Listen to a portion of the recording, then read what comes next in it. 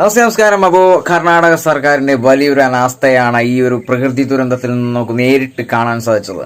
ശരിക്കും ഈ കേരളം ഒരു പാകിസ്ഥാനിൽ ചെന്ന് അപേക്ഷ നൽകിയതുപോലെയാണ് നമുക്ക് ഓരോ ദിവസങ്ങളും നമുക്ക് തോന്നുന്നത്. കാരണം ഒത്തിരി ഏതൊരു കാര്യം ചെയ്യുന്നതിന് തൊട്ട് മുൻപായിട്ട് ഒത്തിരി പരിമിതികൾ ഇട്ടുകൊണ്ടാണ് അവർ എല്ലാ കാര്യങ്ങളും റിജക്ട് ചെയ്തുകൊണ്ടിരിക്കുകയാണ്. തീർച്ചയായിട്ടും കേരളത്തിന് യാതൊരു സപ്പോർട്ടും, ഒരു 100ൽ 25% പോലും ഒട്ടും തന്നെ സപ്പോർട്ടില്ലാത്ത രീതിയിലാണ് അവിടെ ഓരോ പ്രവർത്തനങ്ങളും നടന്നുകൊണ്ടിരിക്കുന്നത്. ഒരു ജീവന് പോലും ഒട്ടും തന്നെ വില കൽപ്പിക്കാത്ത രീതിയിൽ, അതായത് സ്ഥാനമാനങ്ങൾക്ക് മാത്രം വില കൽപ്പിച്ചുകൊണ്ട് ഓരോ മൂവ്മെന്റ്സ്, ദുഷ്കരമായ ഓരോ പ്രവർത്തനങ്ങളും വളരെ മോശവത്തായ രീതിയിലുള്ളതാണ്. നമുക്ക് വീണ്ടും മീഡിയകളിലൂടെ, വലിയ മാധ്യമങ്ങളിലൂടെ നമ്മൾ നേരിട്ട് കണ്ടുകൊണ്ടിരിക്കുന്ന ഓരോ സെക്കൻഡുകളും. ഈ ഒരു ദുരന്തം ഉണ്ടായതിനു ശേഷം ആദ്യം മുതൽ അവസാനം വരെയും ഒട്ടും തന്നെ ഒരു കാര്യവും റിജക്ട് ചെയ്യാതെ ഇരുന്നിട്ടില്ല എന്നുള്ളതാണ് ഈ കർണാടക സർക്കാരിന്റെ ഏറ്റവും വലിയ അനാസ്ഥയ്ക്കുള്ള മെയിൻ കാരണം.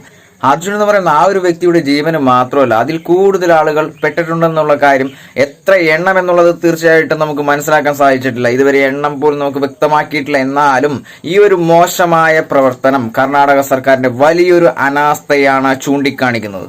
കർണാടക സർക്കാരിന്റെ ആ ഒരു തെറ്റായ പ്രവർത്തനത്തിനെതിരെ കേരളത്തിൽ നിന്നും ചെന്നിരിക്കുന്ന ഓരോ വ്യക്തികളും പ്രതികരിക്കാൻ തുടങ്ങിയപ്പോൾ ശരിക്കും ഒരു തിരിച്ചൊരു ആക്രമണമാണ് ഈ ഓരോ സെക്കൻഡ് ഉണ്ടായിരിക്കുന്നത്. ആക്രമണം, അതായത് ഉപദ്രവം തന്നെ ഉണ്ടായിട്ടുണ്ടെന്നുള്ള കാര്യമാണ് നേരിൽ കഴിഞ്ഞ ദിവസം മീഡിയകളിലൂടെ നമുക്ക് മനസ്സിലാക്കാൻ സാധിച്ചു. ശരിക്കും ദുരന്തമുണ്ടായ ആദ്യ സമയത്ത് ചെയ്യേണ്ട ഓരോ കാര്യങ്ങളും അവസാന ഘട്ടത്തിലാണ് ചെയ്യുന്നത്.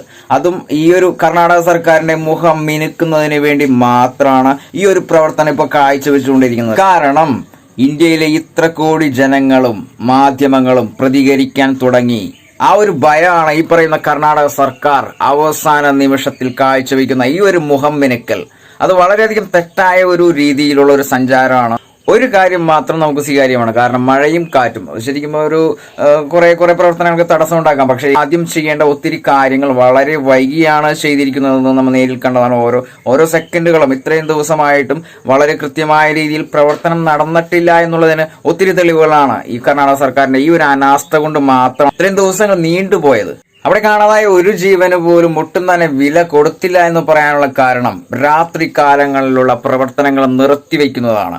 ഓരോ രാത്രിയും ഓരോ പകലും ചെയ്യേണ്ട ഓരോ പ്രവർത്തനങ്ങളും, രക്ഷാപ്രവർത്തനങ്ങളും ഒട്ടും തന്നെ ചെയ്തിട്ടില്ല.